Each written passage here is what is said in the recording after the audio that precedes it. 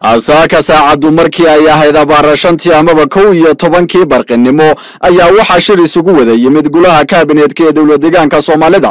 shirkani oo ahaa mid lagu lafagurayay xaaladda guud ee dawlad deegaanka Soomaalida ayaa waxa lagaga wada hadlay waxa uu qabsamay xukuumadda iyo sidoo kale waxaan u qabsoomin waxana sidoo kale shirkani ay yeesheen kaabineetka deegaanku lagu sheegay in haba yaraatee aan loo dul qaadan doonin cid kasta oo caqabad ku ah deganaanshaha dimuqraadiyadda iyo cadaaladda ay heleen shacabka dawlad deegaanka Soomaalida isla markaasina ay sharciga hor iman doonaan cid walba oo ku xadgudubtay xuquuqda aadanaha isla markaasina boobtay hantida dawladda iyo shacabka kulankan ayuu goluhu iskula qaatay in dib u eegis dib u habeyn iyo sixitaan intaba lagu sameyn doono qaab dhismeedka dawladda min heer deegaan heer gobol heer maamul magaalo ilaa iyo degmo waxaana qorshayaasha ka soo baxay kulankan inooga warbixiyay wasiirka cusub ee xafiiska xiriirka arrimaha dawladda ee dawlad deegaanka Soomaalida mudane Cabdullaahi Maxamed Mawlida kaabinigu wuxuu ka hadlay qodobo muhiim ah oo ku saabsan xaaladda deegaanka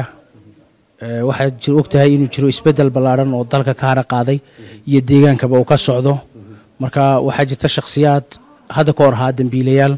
oo dadkii maartay Oxford dhibaatooyinkii dhacay iyo dambiyadii soo dhacay dad ka qayb qaatay in haddana wali la hadda carqaladii ay sii wadaan oo maartay dhibaatooyinkii sii wadaan dadkii nooca ahaa marka inaan marnaba cidnaba aan lagala maartay shakhsina aan lagala xaajoonayn sidii loo holgeyn lahaa sharciga dadkaas iyadoo la raacayo nidaam sharci ah oo baaritaanadii la sameeyay hay'adaha federaalku ay sameeyeen iyo wixii oo dhan la soo qoray iyo xeer ilaalinta federaalku ay keentay in shakhsiyaadka talaabadoodii laga qaadi doono iyadoon cidna aan maartay loola jeedin oo loo beegsanayn mid kale waxa laga hadlay oo kale in haddii ay jiraan muwaaqirkooda ogtahay ilaa heer degmo la soo dhisay heer deegaan marka la dhisay heer degmooyin baa la soo dhisay gobolada la soo dhisay haddii xitaa ay jiraan goldolaalo ay jiraan shakhsiyaad la sheegay ay jiraan kuwa laftigooda si loo sixraa kaabinegu ansixiyadan in ma taqaana sixitaan muwaaqirka dib la sameeyay iyadana oo maartay la waxeeyo waxa kale oo kaabinegu eegay shakhsiyaad waxa jira iyaguna aan marnaba ahayn aan ma taqaana ka soo qayb qaadan kalfadhiyadii kaabinetka aan imanaynin marna aan maartay shaqadii dawladda iyo shacabka loo hayay aan qabanin kuwaana ma taqaana talaabooyin laga qaado oo iyagana ma taqaana waxa weey shakhsi kaste oo mas'uuliyad saaran tahay waxa mas'uuliyad ka saaran tahay ummadda xisbiga dimuqraadiga shacabka Soomaaliya Itoobiya waxa iska la dhamaan shacabka Soomaalida maadaama iska leeyahay xubnaha kaabinega jooga iyo xubnaha maamulka jooga iyo xubnaha heer degmo jooga iyo shacabku dhamaantood waxa iyaga ay khusaysaa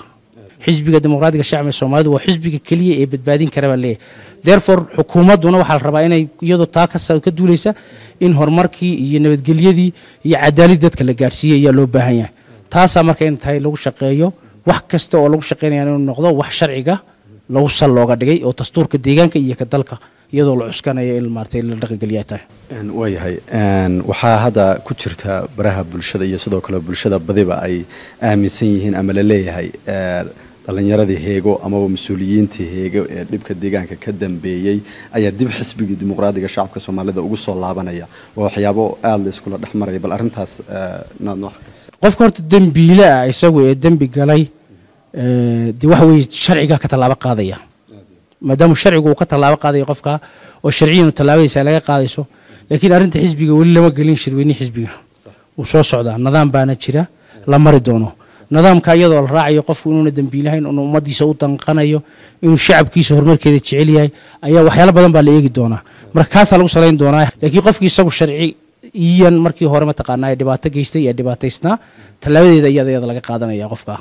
waxa in badan ku jirta iyaduna ma taqaanaa arin ah dadkaas soo noqonaya iyo dad baa la soo celinaya iyo waxaas jirta waxaan marnaba ayna dawladda deegaanka Soomaalida ayna gorgortan ka galin cid kaste oo bulshada dhibaataysay oo sharci darro maartay sameeysay oo dib soo gaarsiisay bulshada in ma taqaanaa aan sharciga in la hor keeno marna aan cidna gorgortan laga gali doonin marka ama baro bulshada lagu soo qoro ama wixii doonaa la soo qoro hadda waxa weey cid intay soo wajahda dawladda dagaal hor iman karaysa ma jirto waa baraha bulshada kaliya kaasna waxa ma sameyn karo bulshadeenu 85% waa xoolo dhaqato dadka xoolo dhaqatada waxay u baahan biyo cabaan oo nadiif u baahan horumar buu caafimaad buu baahan waxbarasho u baahan muhiimadda dawladdu waxay culays ka saaraysaa in dadka loo adeego in baraha bulshada lagu mashquulo kuma waxa ismaysan laakiin qof kasta oo sharci ummadda dhibaato u geystay sharciga la horkeeni doona iyadoo la raacayo nidaamka sharcigu u dhigayo inay jiraan dad hantidii hore ee deegaanka lacagtii iyo maaliyadii deegaanka la fakaday iyagoo tacadi iyo burbur iyo mataqaanaa ka geystay wadanka hagardaamooyin joogi kari waayey kalsoonina ku qabi kari waayey in ay deegaankooda ku sii sugnaadaan way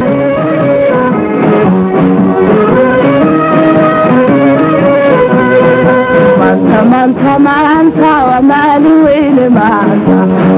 مانتا مانتا مدحين بنالي مانتا ومالي ويلي مانتا مدحين بنالي مانتا ومالي ويلي مانتا مدحين بنالي مانتا ومهد إلهي مانتا تدكي مدوي مانتا ومالي ويلي مانتا مدحين بنالي مانتا ومالي ويلي مانتا